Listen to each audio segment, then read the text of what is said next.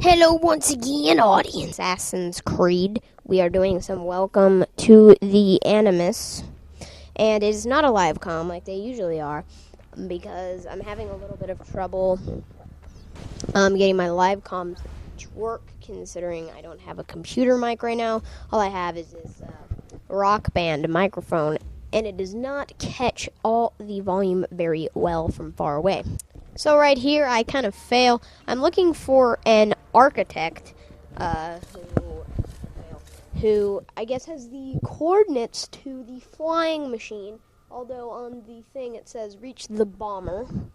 So I guess it's a bomber on a flying machine. It is a Leonardo da Vinci mission, and it's one of my favorite missions from this, even though I totally fail like 4 times, and it's a pretty long video, to be honest with you, but I'm not going to commentate the whole thing. I'm going to cut it off whenever I feel fit. I just wanted to let you guys know that I just wanted to make a video today, because the only thing I did, explain to me how I got detected. I was in the hay and I totally pwned that noob, and he's all like, oh, well, I'm going to telepathically contact the noob cake behind me, and then he's going to kill you in the face.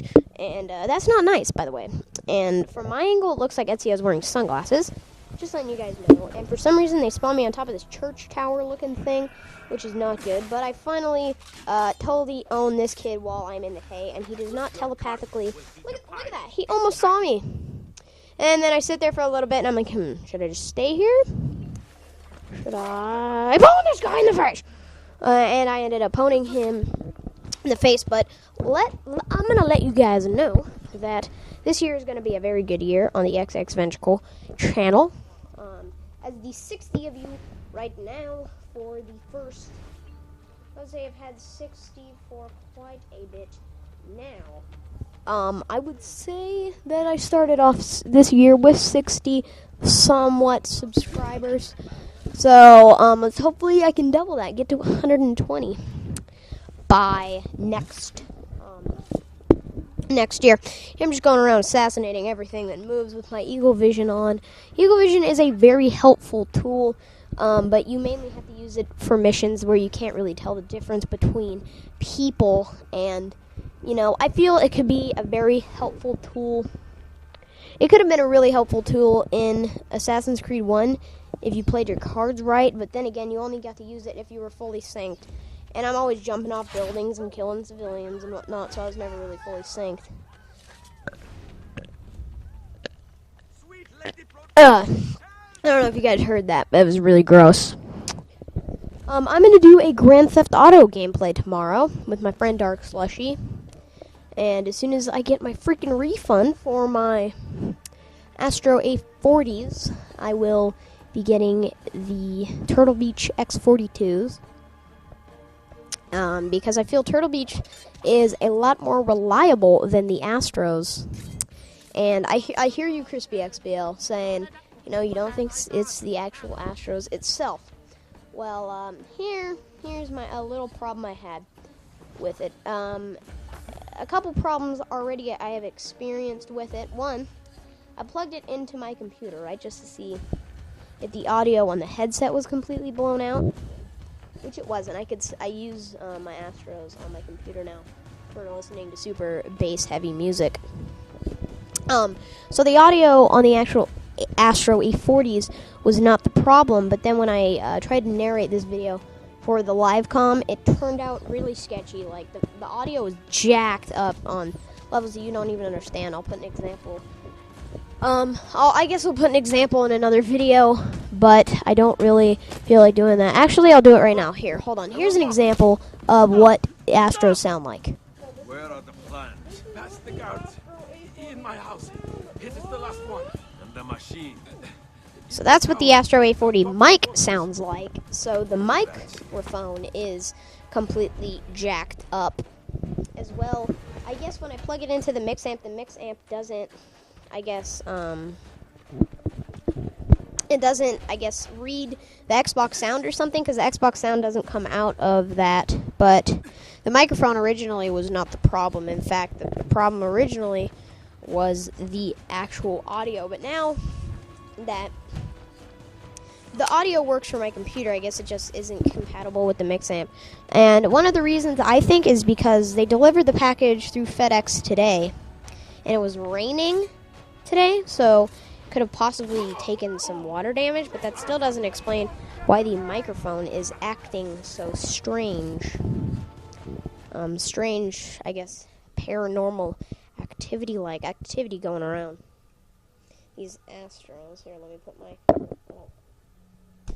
unplugged my microphone and put my thing back on it, but that kind of sucks, you know, because they're supposed to be top-of-the-line headsets, and when your first pair is due to faulty handwork, I mean, the thing was falling apart. Let's be honest here. The thing was falling apart. There was no hope for it. I mean, eventually it was just going to break down. But if I didn't send it in, we wouldn't have these actual, you know, problems with performance. Last time it wasn't performance problems. It was just in terms of how it was made. This model was made very poorly. And that is my opinion on why this particular headset wasn't as good. So I sent it in, of course, to get it fixed, you know, get another pair. And first, I sent in my headset, my mix amp, and the receiver. And they gave me all new everything. The mix amp and the receiver came later after I had to send them another email. But everything came later than the headset. And now nothing works, so it kind of sucks. But, you know, I'm going to keep my head high about this one. Astro's a pretty big company, and I hope they're smart about this, because their customer support so far has been pretty good. The outcome, however, has not been as good as their customer support. And it's really making me angry that the fact that I really hope that they just consider a refund, because you can buy the most expensive 7.1 headset from Turtle Beach, or the X42s, for example, for $146. $146.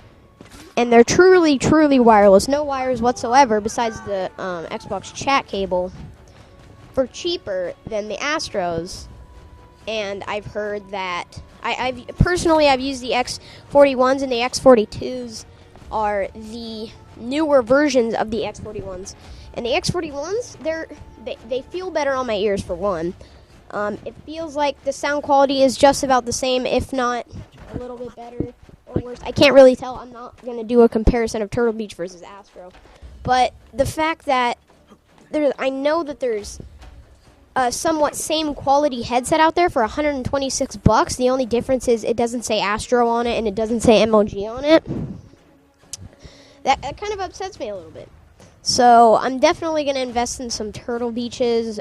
This gray wall is just cock blocking me from moving, and I was confused. I was like, yeah, I'm going to walk right through it. And then it says desynchronization is imminent. And I'm like, oh, I'm going to die. And then I didn't die, because I figured out what I was doing. Actually, I think I did die, but that's not the point I'm trying to make here. Astro is a fairly large company, and the fact that their products are made so poorly, at least in terms of the ones that I got, is really disappointing. Because so far, they're not living up to the potential. You know, for a while, I was like, oh, all I can dream about is having Astros. They're like the best gaming headset known to man. And now that I have them, they are broken. And now I have a bunch of useless tags, a useless microphone, all this stuff that I don't need. All up in my face, and I don't need it. So, it's all broken and whatnot. I'm going to have to try to get my brother to come over here, see if he can fix it. You know, because I got a 4-day weekend coming up, because we have Friday off, so expect videos there. But it's really disappointing that Astro would make things as poorly as they made my copies. So I hope you guys enjoyed this video, and I will see you guys later.